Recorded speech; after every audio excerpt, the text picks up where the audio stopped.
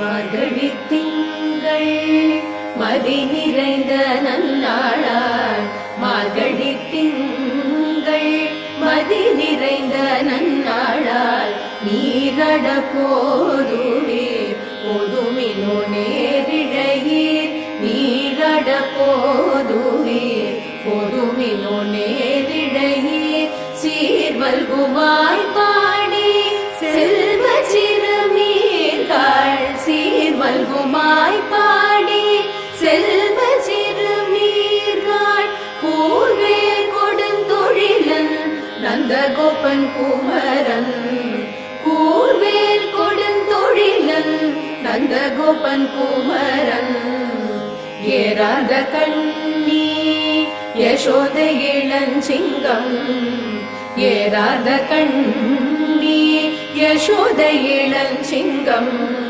கார்மேனி செங்கண் கதிர்மதியம் போல் முகத்தான் கார்மேனி செங்கண் கதிர்மதியம் போல் முகத்தான் நாராயணனே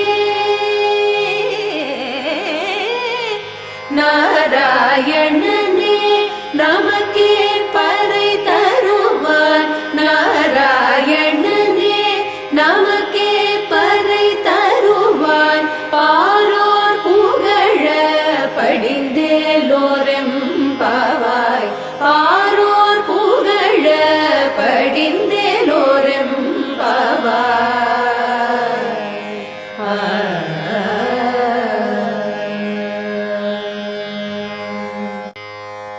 ஆதியும் மந்தமும் எல்லாரும் பெரும் சோதியையாம் பாட கேட்டையும் வாழ்த்தடங்கண் ஆதியும் மந்தமும் எல்லாரும் பெரும் சோதியையாம் பாட கேட்டையும் வாழ்த்தடங்கண் மாதேவளருதியோ வன் செவியோ நின் செவிதான் மாதேவளருதியோ வன் செவியோ நின் செவிதான் மாதேவன் வார்கழல்கள் வாழ்த்திய வாழ்த்தோலி போய் மாதேவன் வார்கழல்கள் வாழ்த்திய வாழ்த்தோலி போய் வீதிவாய் கேட்டலுமே விம்மி விம்மி மெய் மறந்து போதரமணி.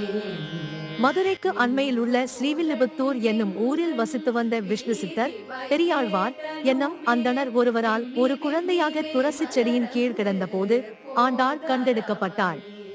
இந்த அந்தணர் திருவில்லிபுத்தூர் ஆண்டாள் சமேத அரங்கநாதர் கோவிலுக்கு மலர்கள் கொய்து கொடுப்பதை தமது கடமையாக கொண்டவர். தனக்கென குடும்பம் எதுவும் இல்லாதிருந்த நிலையிலும் கண்டெடுத்த குழந்தையே தனக்கு இறைவனால் வழங்கப்பட்ட கொடை என கருதி வளர்த்து வரலானார். ஆயர்குல பெருமை அறிந்த பெரியாழ்வார் அக்குழந்தைக்கு இட்ட பெயர் கோதை என்பதாகும். இளம் வயதிலேயே தனக்கு தெரிந்த சமயம் சார்ந்த கருத்துக்கள் மற்றும் தமிழ் மொழி போன்ற அனைத்தையுமே விஷ்ணு சித்தர் கோதைக்கு சொல்லிக் கொடுத்தார். இதனால் கோதை இளம் வயதிலேயே கண்ணன் மீது மிகுந்த பக்தி உணர்வு கொண்டவராயும் தமிழில் நல்ல திறமை கொண்டவராகவும் இருந்தார். சிறு வயதிலேயே கண்ணன் மீதிருந்த அளவற்ற அன்பு காரணமாக அவனையே மனம் செய்து கொள்ள வேண்டுமென்ற எண்ணத்தையும் வளர்த்து கொண்டார். தன்னை கண்ணனின் மணப்பெண்ணாக நினைத்து பாவனை செய்து வந்தார். கோயிலில் இறைவனுக்கு அணிவிப்பதற்காக விஷ்ணு சித்தர் தொடுத்து வைத்திருக்கும் மாலைகளை ஒவ்வொரு நாளும் அவருக்கு தெரியாமல்தான் அணிந்து கண்ணனுக்கு ஏற்றவளாக தானிருக்கிறோமா என்று கண்ணாடியில் பார்த்து மகிழ்ந்து பின்னர் திரும்பவும் கொண்டு போய் வைத்து வந்தார். இதனால் கோதை சூடிய மாலைகளே இறைவனுக்கும் சூடப்பட்டன. ஒரு நாள் இதனை அறிந்து கொண்ட விஷ்ணு சித்தர் கோதையை கடிந்து கொண்டார். அவள் சூடிய மாலையை ஒதுக்கிவிட்டு புதிய மாலை தொடுத்து இறைவனுக்கு அணிவித்தார். அன்றிரவு இறைவன் அவரது கனவில் தோன்றி கோதை அணிந்த மாலைகளே தனக்கு உகப்பானவை எனவும் அவற்றையே தனக்கு சூட வேண்டுமென்றும் கேட்டுக்கொண்டார்.